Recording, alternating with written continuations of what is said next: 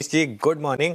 Manish ji, good एक morning. एक sense बन रही है मुझे। एक कुछ लोग ये पूछ रहे हैं कि क्या एक जो ओवरनाइट हुआ है, क्या एक रिवर्सल ऑफ कमोडिटी ट्रेड है, एंड इन दैट सेंस क्या इक्विटीज इस लेवल पर और खासतौर से इंडियन इक्विटीज में अब पैसा लगाने का समय आ गया है? देखिए अनुज जी, एक चीज समझने वाली बात है कि गोल्ड एंड सिल्वर तो बेसिकली डी डॉलराइजेशन ट्रेड है। बट अगर आप कॉपर एल्यूमिनियम की बात करें तो बहुत ऊंचे दामों में डिमांड डिस्ट्रॉय होता है। तो ऐसा नहीं है कि $10,000 पर टन में जो कॉपर की डिमांड है, $14,500 पर टन में वही डिमांड रहेगी। अगर $20,000 हो जाता है तो और डिमांड होगी। तो डेटा सेंटर, इलेक्ट्रिक व्हीकल, ये सब की स्टोरी बिल्कुल इंटैक्ट है नेक्स्ट 10 सालों के लिए। बट जो डिमांड एंड सप्लाई की डायनेमिक्स है, beyond a certain point consumer absorb नहीं कर सकता। तो मेरा तो यही मानना है कि 10 से 15% आप अपने पोर्टफोलियो को गोल्ड एंड सिल्वर में रखें और डी डॉलराइजेशन बिल्कुल है। बट ये प्रेशियस मेटल्स में ज़्यादा एप्लीकेबल होगा। और जो डी डॉलराइजेशन का ट्रेड पूरे मार्केट में कॉपर, एल्यूमिनियम, जिंक, लेड, ये थोड़ा सा एक्सेस हो रहा है, ऐसा मुझे लगता है। आती हो रही है, ठीक है। जैसे कि आप कह रहे हैं कि 10% रखिए लेकिन प्रीशियस मेटल्स रखिए, वहां पे अगर वो वाकई आपको डी डॉलरेशन का बेनिफिट खेलना है तो उसके जरिए खेलिए। सही मायने में इतना वर्टिकल राइज सस्टेनेबल नहीं है। सर नमस्कार, कार्यक्रम में स्वागत है मेरी तरफ से भी आपको नमस्कार। ये बताइए, इस वक्त का ड्रीम रन चल रहा है पीएसयू बैंक्स में। अभी आपके आने से पहले हम कैनरा बैंक की मैनेजमेंट से मुखातिब हो रहे थे, बातचीत कर रहे थे, नंबर स्ट्रॉन्ग एनआईएम्स मेंटेन कर रहे हैं। एक डिप के का अनुमान था इस बार बैंकिंग में, एनआईएम्स में वो स्लाइड डिप है, बट पीएसयूज बहुत कमांडिंग पोजीशन में है। अभी पीएसयूज में कितना दमखम देखते हैं आप? बाकी है, I mean just for instance SBI ने लगभग साल भर में 30% 25% का स्विंग दिया है। अभी पीएसयूज में कितना दमखम है? रिंदे जी, एक चीज समझने वाली बात है, this is not only applicable for PSU bank for but for the market as a whole. जो लास्ट 5 साल में जो पैसे आए हैं, कुछ बहुत पॉपुलर सेक्टर तो कुछ पॉपुलर नेम्स में एक्सेसिव एलोकेशन हुए। तो इससे क्या हुआ है कि बाजार बहुत ज्यादा पोलराइज्ड हो गया। तो पीएसयू जो है एक ओवर ओन्ड या बहुत पॉपुलर सेक्टर, और एक अंडर ओन्ड और बहुत हेटेड सेक्टर। तो जो पीएसयू बैंक्स की आप बात कर रहे हैं या पीएसयूज इन जनरल की आप बात कर रहे हैं, वो हेटेड सेक्टर्स में, अंडर ओन्ड सेक्टर्स में। और यहाँ पर जब भी अर्निंग्स ग्रोथ आएगी, और अर्निंग्स ग्रोथ आई है, तो ऑब्वियसली रिएक्शन होगा, क्योंकि ये बहुत ज़्यादा ही सस्ता है compare to private sector bank. In fact financials में काफ़ी पॉजिटिव है, मतलब ओवर एलोकेशन की पॉसिबिलिटी है ड्यू टू वेरियस फैक्टर्स कि क्रेडिट ग्रोथ बढ़ रही है, क्रेडिट कॉस्ट कम रही है, आपकी निम्स मोर और लेस बॉटम आउट दिख रही है। तो दोनों को टेलविंड दिख रहा है, प्राइवेट सेक्टर और पब्लिक सेक्टर। पर प्राइवेट सेक्टर ओवर ओन्ड है हर पोर्टफोलियो में, इंस्टीट्यूशनल पोर्टफोलियो में, इन इवन यूएचएनआई एचएनआई पोर्टफोलियो में आपको HDFC bank, ICICI bank, axis bank and others ये आपको दिखेंगे। बट आपको पीएसयू बैंक बहुत far and few in between दिखेंगे। और अगर नंबर्स आते हैं तो अल्टीमेटली तो नंबर्स ही सच्चाई है, और इसी कारण ये रेटिंग है और होगा। मुझे यही लगता है, ओवर ओनरशिप से अंडर ओनरशिप, पॉपुलर से हेटेड, हेटेड सेक्टर्स में आउट परफॉर्मेंस की गुंजाइश ज्यादा है। मनीष जी, पिछले साल का सबसे खराब परफॉर्मर रहा ईएमएस स्पेस, जहां पर हमने देखा स्टॉक्स आधे हो गए ऑन एवरेज। लेकिन आज डिक्सन के नंबर्स के बाद और ओवरऑल नंबर्स के बाद एक सेंस बन रही है कि क्या worst is in the price. आपका क्या व्यू होगा?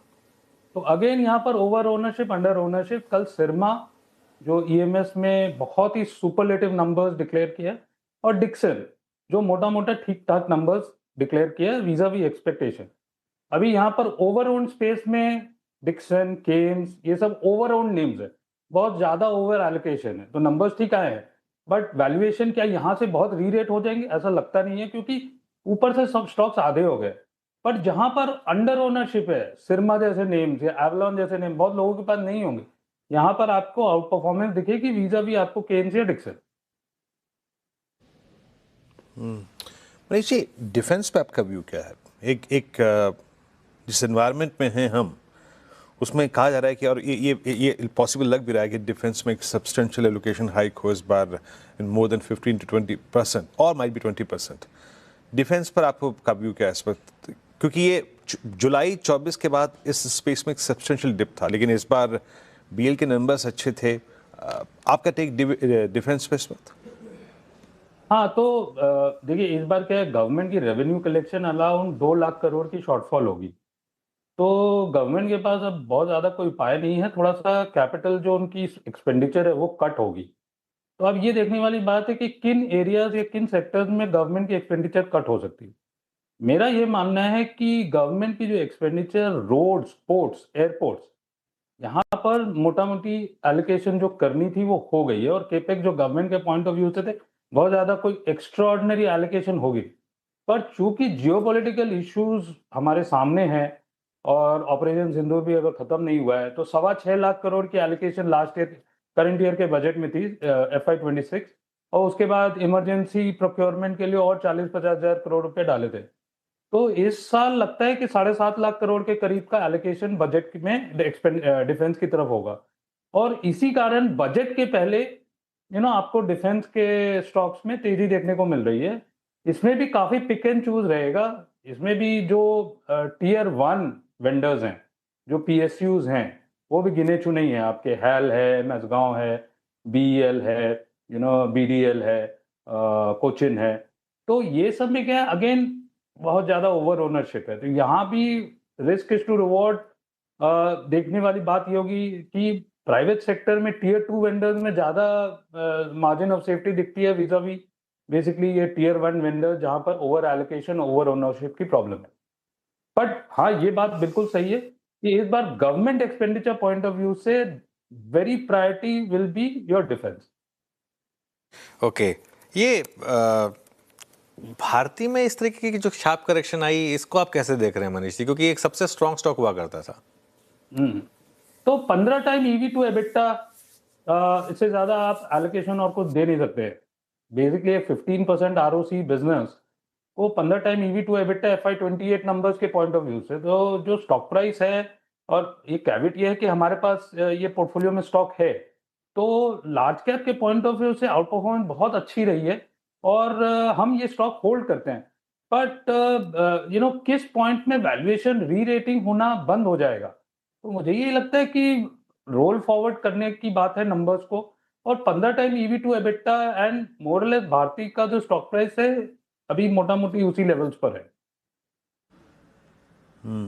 अच्छा, मैं एक प्रश्न आपसे पूछना चाहूँगा। जैसे कि आपने कहा कि केपेक्स सरकार को जितना करना था कर चुकी है, सब्सटेंशियल अमाउंट डिप्लॉय कर चुकी है, जो पैसे का अभाव है वो शायद इसी स्पेस से किया जाएगा। एक दो पॉकेट्स को और लेते हैं जहाँ पर हमने अक्टूबर 2025 तक बड़ा स्ट्रॉन्ग मूव देखा था जी। आप देखिए, फॉर इंस्टेंस होटल्स ने अच्छा मूव दिया था, हेल्थ केयर में हॉस्पिटल स्टॉक्स ने बहुत स्ट्रॉन्ग मूव दिया था, अनवाइंडिंग सेलिंग यहाँ पर भी थी पिछले 4 महीने में, स्टॉक्स लिक्विडेट हुए हैं 25 से 30%। ये कुछ और पॉकेट्स जहाँ पे आपकी दिलचस्पी हो इस वक्त? हाँ, दिलचस्पी बिल्कुल है, हॉस्पिटल्स में भी है, होटल्स में भी। बस माहौल का फर्क है। अक्टूबर 25 और जनवरी 26 में जो वैल्यूएशंस हैं, बिकॉज मंदी का माहौल है, जो एक बुलिश टाइम में जिस स्टॉक को 40 के पी में मिलता था, वो आज की डेट में सेम अर्निंग्स को 25 का पी डिस्काउंट हो रहा है। तो अर्निंग्स में कोई कमजोरी नहीं आई है, हॉस्पिटल्स बोल लीजिए, होटल्स बोल लीजिए, सिर्फ वैल्यूएशन में करेक्शन, और इसी कारण जो है नंबर्स आपके कंजर्वेटिव होते जा रहे हैं। बट ये सब अगर नेक्स्ट 2-3 साल के पॉइंट ऑफ व्यू से देखा जाए तो काफी अच्छे सेक्टर्स हैं, सेकुलर सेक्टर्स है इंडिया के कॉन्टेक्स्ट में, और एक लेवल ऐसा आएगा वैल्यूएशन के पॉइंट ऑफ व्यू से जो ये बताएगा कि this far and no further on the downside. And मुझे तो यही लगता है हॉस्पिटल्स और होटल्स वेरी सून अपने को वो लेवल्स देखने को मिलेंगे। हमने अपने वैल्यूएशंस को और कंजर्वेटिव कर लिया क्योंकि अर्निंग्स ग्रोथ का एनवायरनमेंट थोड़ा सा मॉडरेट है, और बहुत बुलिश अर्निंग्स ग्रोथ के एनवायरनमेंट में और जो मॉडरेट अर्निंग्स ग्रोथ के एनवायरनमेंट में वैल्यूएशंस में डिफरेंस आती है, और जो रुपये की कमजोरी है उसके कारण जो टेंशन है इंडिया के मार्केट्स पर, वैल्यूएशन को कंजर्वेटिव करते हुए मुझे लगता है कि 20 या 25 टाइम EV टू एबिटा अगर आपको हॉस्पिटल से होटल्स मिलते हैं तो बहुत अच्छे बाय होंगे for the next 2-3 years. Okay, चलिए मनीष जी, बहुत बहुत शुक्रिया, आप इस चर्चा में जुड़े, सभी सेक्टर्स पर निगाह रखी, और मेरे ख्याल से जब बजट आएगा उसके बाद और थॉट्स क्लियर होंगे आपके, उसके बाद एक बार फिर से आपसे जुड़ेंगे किस दिन और बात करेंगे बजट्स पे आपके टेक के। बहुत बहुत शुक्रिया सर इस कार्यक्रम में शामिल होने के लिए। अब विषय को